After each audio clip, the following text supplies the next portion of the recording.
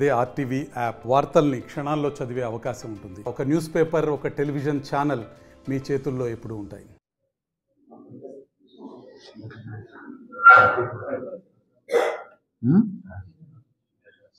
ఇక్కడ 1,00,000 కోట్ల రూపాయల మత్తు పదార్థాలను బ్రెజిల్ నుండి విశాఖపట్నానికి రప్పించి యువకుల జీవితాలను నాశనం చేయడానికి సంకల్పించినటువంటి సంధ్యా ఎక్వా ఎక్స్పోర్ట్స్ యజమానులను ఉరితీయాలి. న్యాయస్థానాలు తమ విస్తృతమైనటువంటి అధికారాలను, సమాజ శ్రేయస్సును, ముఖ్యంగా యువత మరియు బాలల శ్రేయస్సును దృష్టిలో పెట్టుకొని చాలా కఠినమైనటువంటి శిక్షను ఇస్తే తప్ప ఈ వ్యాపారులకు బుద్ధి రాదు. వెళ్ళడం, నేరం చేయడం, వీరు ఏదో ఒక రాజకీయ నాయకులను, పోలీసు వారినో పట్టుకొని తిరిగి బయటకు రావడం, మళ్ళీ వ్యాపారాలు చేయడం, ఇదే పనిగా పెట్టుకోవడం జరిగింది. దురదృష్టం ఏంటంటే చాలా దూర ప్రాంతాల్లో ఉన్నటువంటి జిల్లాల నుంచి మామూలుగా వ్యాపారం చేసుకోవడానికి విశాఖపట్నానికి రావడం పరిపాటి అయిపోయింది. రానివ్వండి, అభ్యంతరం లేదు. కానీ ఇక్కడ ఒక పేరు చెప్పి మరొక వ్యాపారం చేస్తున్నారు. ఎక్కువ వ్యాపారం చేయడానికి అని చెప్పి ఇక్కడ రావడం, వాళ్ళు చేసేటువంటి వ్యాపారం మత్తు పదార్థాల వ్యాపారం. ఈనాడు భయంకరమైనటువంటి మత్తు పదార్థాలని సుమారు 1,00,000 కోట్ల రూపాయలు విలువ చేసేటువంటి 25,000 కేజీల మత్తు పదార్థాలని బ్రెజిల్ నుంచి ఒక కంటైనర్లో తెప్పించారు. ఇంటర్పోల్ వారి తాలూకు సహకారంతో సిబిఐ వారు, అదేవిధంగా సెంట్రల్ ఎక్సైజ్ వారు కలిసి ఈ కంటైనర్ను పట్టుకొని సీజ్ చేశారు.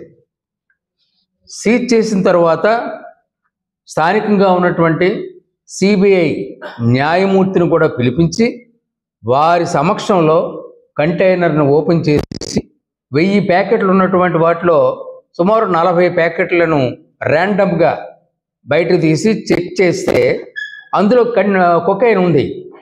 చాలా భయంకరమైన మత్తు పదార్థం అందులో గమనించడం జరిగింది. ఉచిత స్థాయిలో వాటన్నింటినీ కూడా బయటకు పంపించి వాటిని తనిఖీ చెప్పడం జరిగింది. నరకం పాలు చేస్తున్నారే, యువకులను నాశనం చేస్తున్నారే, పిల్లలను నాశనం చేస్తున్నారే. హై స్కూల్లో చదువుకునేటువంటి పిల్లలను కూడా బ్యాగుల్లో ఈ మత్తు పదార్థాలని పెట్టి ట్రాన్స్పోర్ట్ చేసేటువంటి పరిస్థితులు ఈవేళకి కూడా ఉన్నాయి విశాఖపట్నం జిల్లాలో. ఇవన్నీ నేను ఇంకా వివరంగా సేకరించి వాటికి కూడా కంప్లైంట్ ఇవ్వడం అనేటువంటి జరుగుతుంది. పోలీసు యంత్రాంగం ఏమాత్రం అసలు నిస్సిగ్గుగా కనీస బాధ్యత కూడా, అయ్యో నా పిల్లలకు కూడా ఇటువంటి పరిస్థితి వస్తుందేమో అనేటువంటి బాధ్యత లేకుండా పోలీసు యంత్రాంగం తమ ఆత్మాభిమానాన్ని విడిచిపెట్టి కేవలం డబ్బు కోసమో లేదు ట్రాన్స్ఫర్లకు భయపడిపోయో ఈ విధమైనటువంటి ఈ ట్రాన్స్పోర్ట్ని ఈ యంత్రాంగం దేశవ్యాప్తంగా వెళ్తున్నాయి. దేశవ్యాప్తంగా ఈ మందులు విశాఖపట్నం నుంచి వెళ్ళేటువంటి మత్తు పదార్థాలు దేశవ్యాప్తంగా అన్ని రాష్ట్రాలను కూడా మరి ఎక్స్పోర్ట్ అవుతున్నాయే. ఇంత చెడ్డపేరా? ఎక్కడి నుంచి వచ్చిన పేపర్లో వస్తే ఎవరిని పట్టుకున్నా సరే మేము విశాఖపట్నం నుంచి తెచ్చేవండి, విశాఖపట్నం నుంచి తెచ్చేవండి. ఏంటండి దౌర్భాగ్యం? ఏంటంటే ఈ అవమానకరమైనటువంటి పనులన్నీ?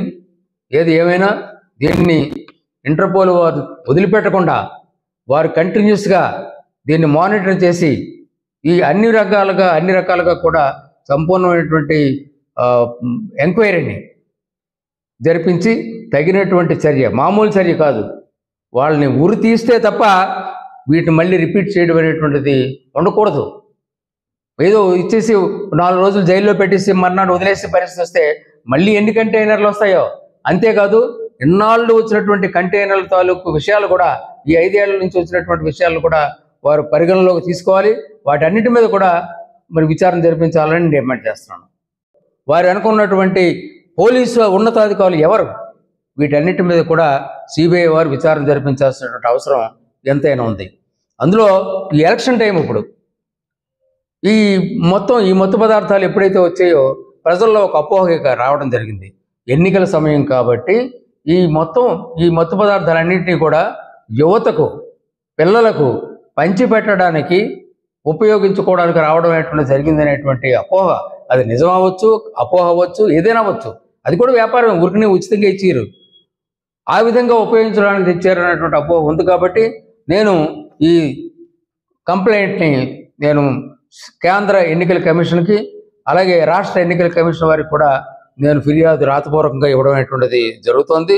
ఏది ఏమైనా ఇక్కడ ఇటువంటి సమాజాన్ని, విశాఖపట్నాన్ని బేస్ చేసుకొని సమాజాన్ని నాశనం చేసేటువంటి మత్తు పదార్థాల వ్యాపారాలు విశాఖపట్నంలో చేయడం అనేటువంటిది మరి చూస్తే రాష్ట్ర ప్రభుత్వ యంత్రాంగం, పర్టికులర్గా విశాఖ జిల్లా తాలూకు ప్రభుత్వ యంత్రాంగం పూర్తిగా వైఫల్యం చెందిందని అనడం లేదు, పూర్తిగా కుమ్మక్కయిందని చెప్తున్నాను.